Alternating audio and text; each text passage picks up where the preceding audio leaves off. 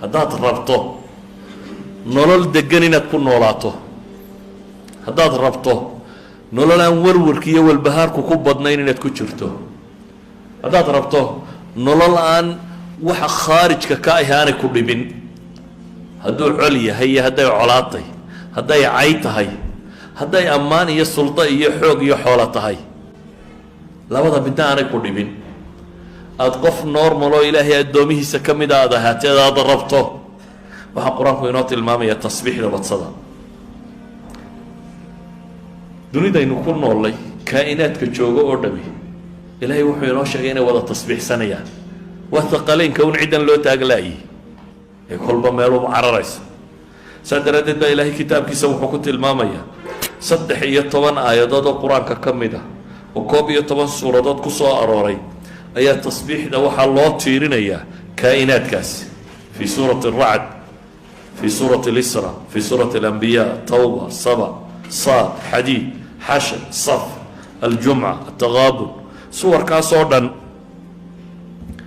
iyadoo loo tiirinayo wayusabixu aracdu bixamdih. onkodkaas baa ilaahay leeyahy waa tasbiixsanaya isagoo weliba xamdiga alle ku dheehaya. wasakharnaa maca daawuuda aljibaala yusabixna waطayr. nabiyullaahi daawuud ilaahay wuxuu leey waxaan u sakhiray buuraha la tasbiixsan jiray.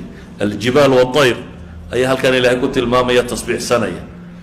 bale ilaahay qur-aanka wuxuu ku tilmaamaya tusabixu lahu الsamaawaatu الsabc wاlأrض waman fiihin wain min shayin laa yusabixu bixamdih walakin laa tafqahuuna tasbiixahum inahu kana xaliima gafuura.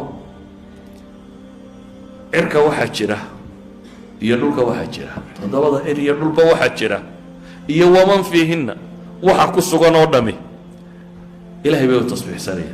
wain min shayin laa yusabixu bixamdih, shay ma jira baa ilaahay leeya ilaa iyo wuu tasbiixsanaya ee idinkun baan fahmaynin tasbiixdooda.